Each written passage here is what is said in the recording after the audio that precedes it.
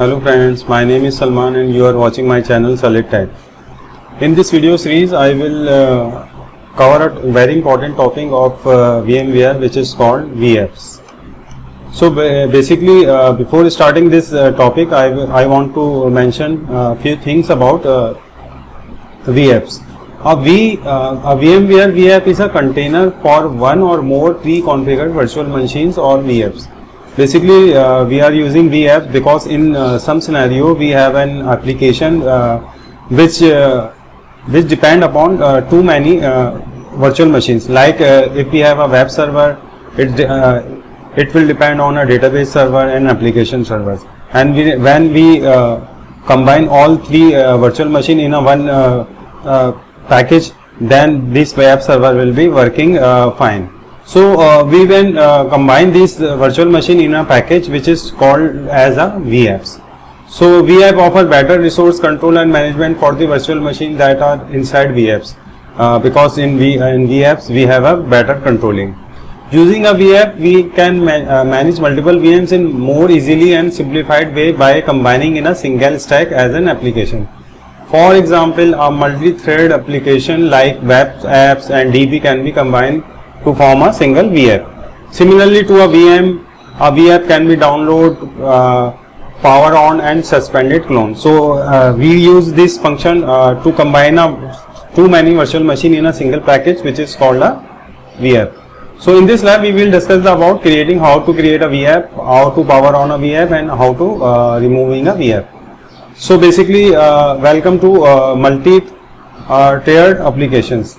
So first of all I will discuss identify the VApp requirement, and then I will move to show you how to create, deploy and clone an existing VApp, how to add object to an existing VApp. Basically objects are the VMs which we will add into our VApps.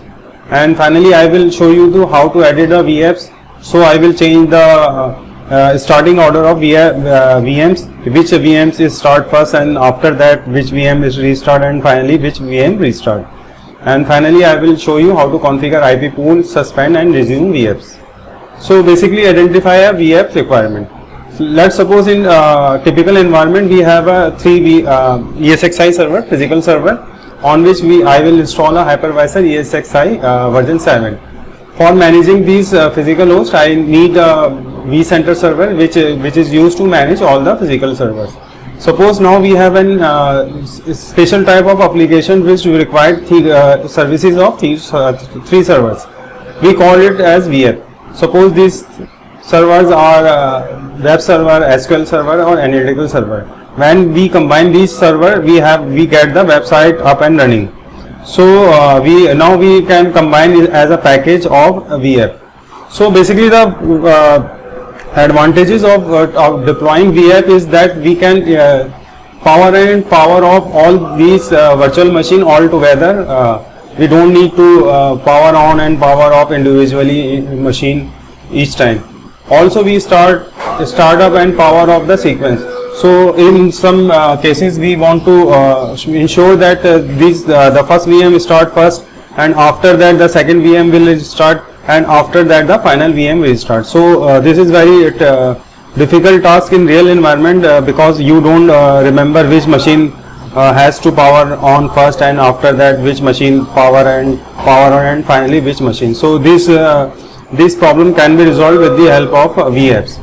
Now the third advantage is we can clone the VApp. As we clone our virtual machine, we can clone our VApp in a test environment, and we hand it over our deployment team to changes and testing the vulnerabilities of these VApp. And the finally point of administration is very simple. We can create a user and grant the access of this VApp to some particular user. So there are some conceptual differences between virtual appliances and VApps. So we look first at what is virtual appliances, and then we compare this with VApps. Basically virtual appliances is a portable single VM.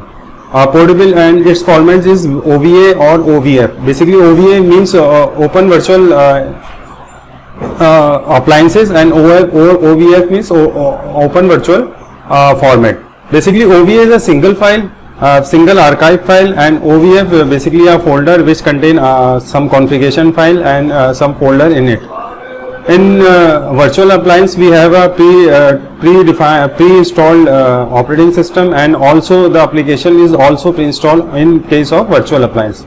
Now if we look at the VFs, VF might contain virtual appliances or might be created manually. In VFs we have more than one VM or multiple VM, or we can also create our VF ourselves, as I will show you in my demonstration how to create a VF. And VF provide the high level of management, construct, administration, power on off, sequence, cloning, etc. As I discussed that after installing a VF we can easily change the order of power on and power off virtual machines. Also we have ability to cloning VFs with the help of built-in feature. It also provides the resource control and network pools. I will show you in a few lectures how to control resources. For example, if I want to allocate the certain amount of CPU and memory to a VF, we can do this with the help of VF. And finally, VMware construct not portable to other virtualization platform like an OVA virtual appliance would be. VF is not compatible with the other product of VM, like you cannot run your VF on VMware workstation. You always need to a vCenter server or ESXi server to run VF. So this is the some basic differences between VFs and virtual appliances. So what are the requirements to implement the VF on our environment? VF allow you to easily deploy and manage multiple related VM, as I discussed you. VF and virtual appliances can be shared and downloadable, as we can download Android application from Android store or Play Store. Same like we can easily download the virtual appliances from so many places from the web. VF metadata is vCenter. VF can be implemented with the help of vCenter. vSphere cluster with DRS enable is required to be create VFs. This is the most important point, because most of my students are very confused how to, sir, we don't have a option to enable VF on our environment. So the first requirement, the practical environment, is that you should enable cluster, and after enabling cluster you should enable DRS. If you don't enable DRS, you don't get the option for VFs in your environment. So I will show you how to enable DRS in my lab environment. It recommended to back up a VF to an OVF package to preserve the metadata. So it is also recommended you also backups your VF in the format of OVF. I will show you in my few lectures how to backup with the help of OVF packages. So now let's move to the practicals of these theory. So create, deploy, clone an existing VF. So I move to my lab. So this is my vCenter server. This is my vCenter server. I install this server on my workstation. I will show you. This is my VMware workstation on which I have installed two hypervisor, hypervisor 1 and hypervisor 2. Right now I am running hypervisor 2 ESXi 7.2. On which on that hypervisor I will install vCenter server, and now I take the remote web access of my vCenter server. So the first condition to implement a VF is to enable DRS on your cluster. So as you can see, I have a home lab cluster. So I right click on my cluster, or I select my cluster and go to the configure. Here we have two options, vSphere DRS and vSphere HA, high availability. On DRS there is a option which is called edit. I click on the edit, and there is an option enable DRS. So first of all you need to enable this DRS, otherwise you don't have an option to create VFs. After enabling this, select OK, and now right click on your cluster, and there is an option which is called new VF. So I click on this one. At this screen I have two options, create a new VF or clone an existing VF. Now I go with the default one, which is create a new VF. Now I give him a name.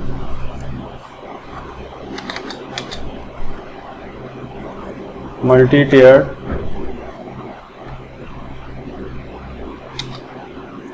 basically I give him a name and I select on my data center and click to the next. And this is the resource allocation. I will go with the default because this resource allocation will handled by the DRS, distribution resource schedule. So you don't need to change something over here unless you have a very specific requirement. So I click on the next button and I click to the finish. So as you can see, now I have an option here on the left side, multi-tiered apps. Now as you can see on the VMs, I don't have any VM because I don't move any VM to this VApp applications. So there is no VM. The easiest way to move an VM is just click drag and drop this machine from here to there. But I don't have any working machine here, so I will create 3 virtual machines very quickly in this VApp. So the easiest way is to right click on that and create a new virtual machine. So I am collect a new virtual machine, I click to the next, I give it a name like app server.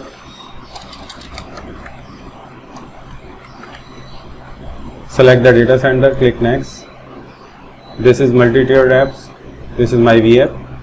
So I go with the default data store, I click to the next and I click to the next.